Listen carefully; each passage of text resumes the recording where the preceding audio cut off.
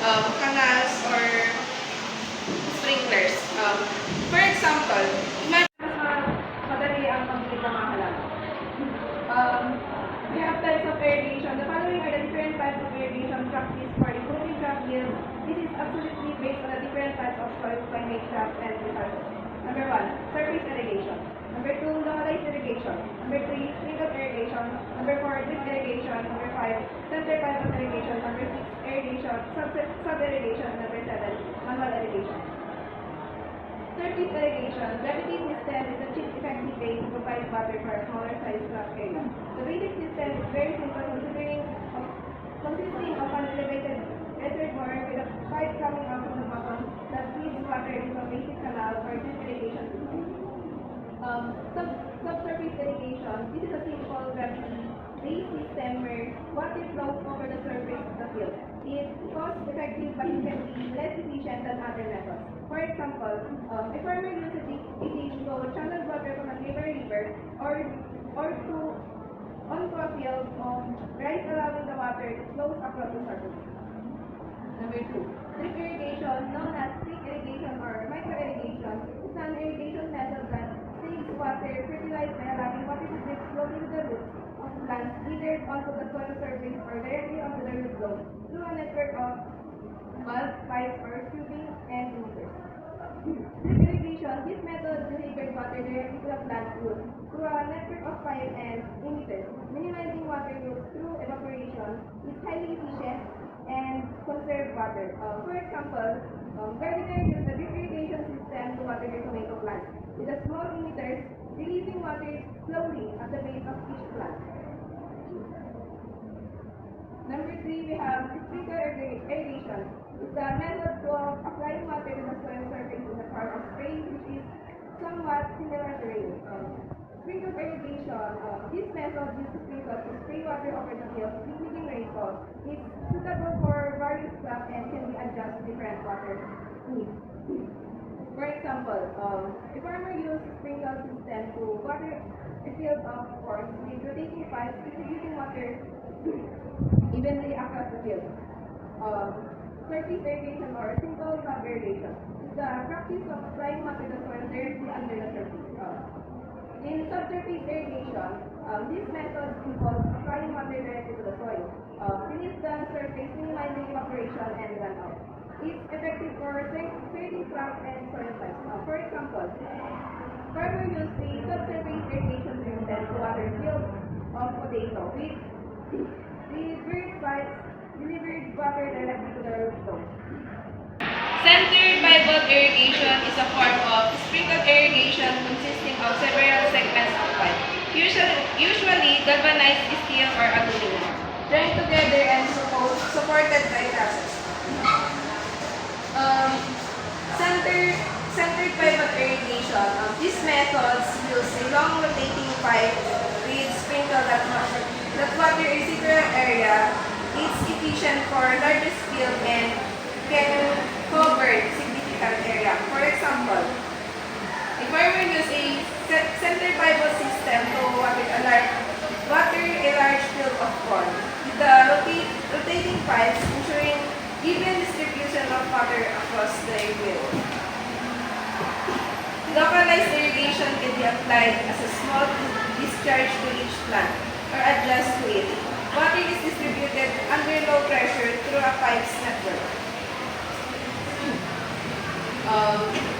Localized irrigation, this method delivers water directly to 20 feet plants or small areas around them. It's precise and conserve water, making it suitable for high-budget crops. For example, a gardener uses a drip irrigation to water their tomato plants, delivered water directly to the root and minimizing water loss through evaporation. Number 7, manual irrigation.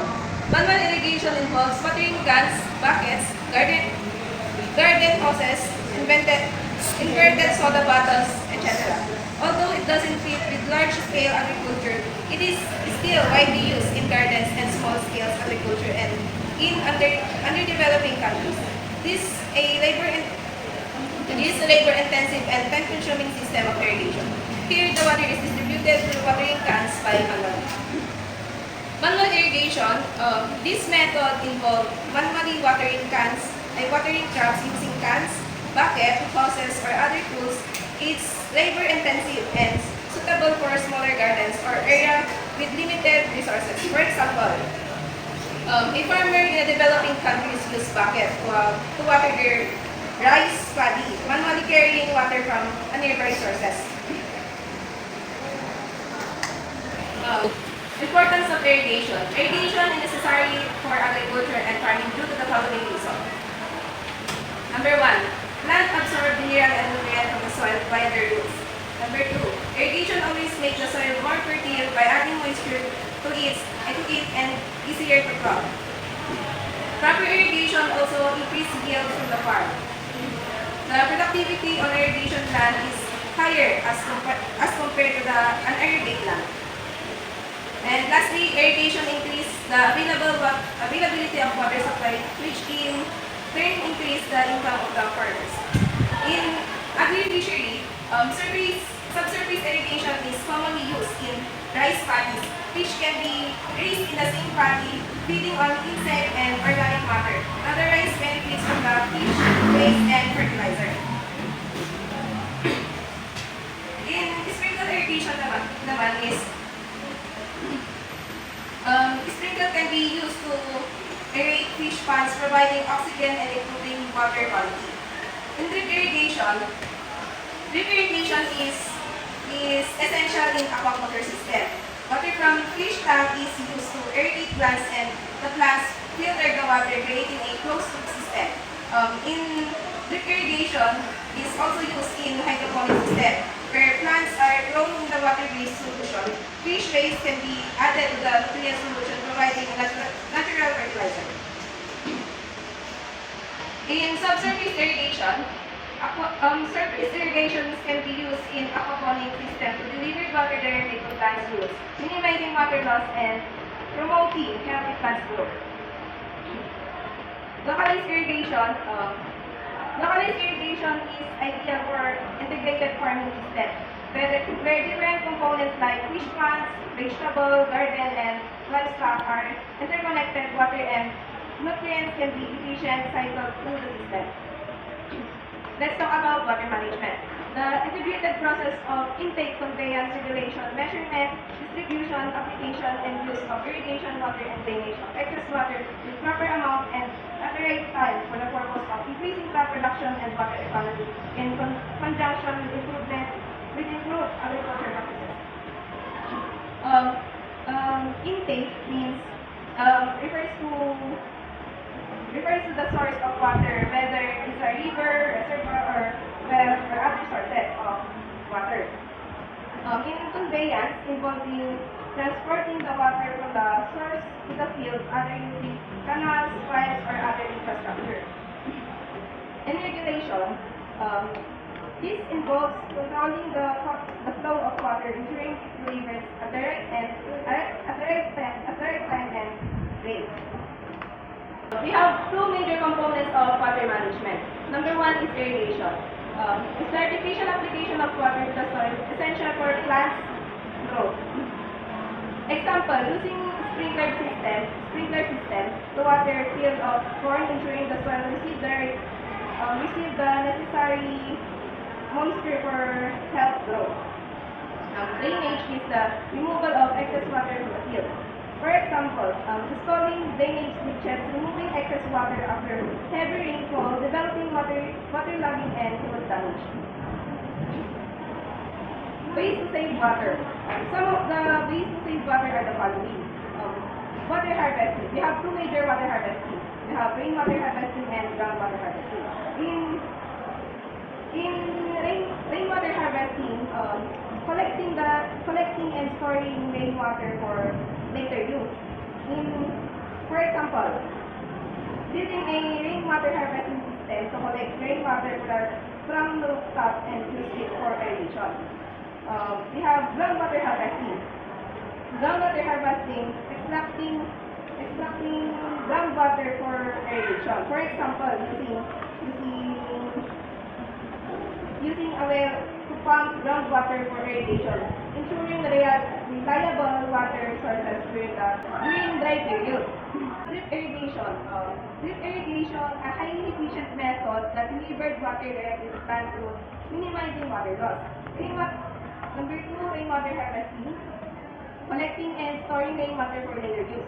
We have also water-wise habits, um, adopting practice that reduce water consumption such as using water efficient appliances. Last but not the least, sustainable water management. Sustainable water management, implementing long-term strategies for water conservation and efficient use. We have the rules of water management in agriculture development. To improve crop productivity, to minimize damage to life and property, and to maximize efficient and beneficial use. To increase the land and water productivity of rain-fed farming systems. Seeking to allocate water on an equitable basis to satisfy all uses and demands. Water management is essential for aquaculture, ensuring optimal water quality and flow for fish and shellfish production. In agri-fisheries, water management, implementing water-saving irrigation techniques in agriculture can reduce water demands, allowing more water to be available for fisheries and other uses. By understanding the principle of irrigation and water management, we can work towards sustainable and efficient use of water resources, benefiting both agriculture and fisheries. That's all. Thank you for listening.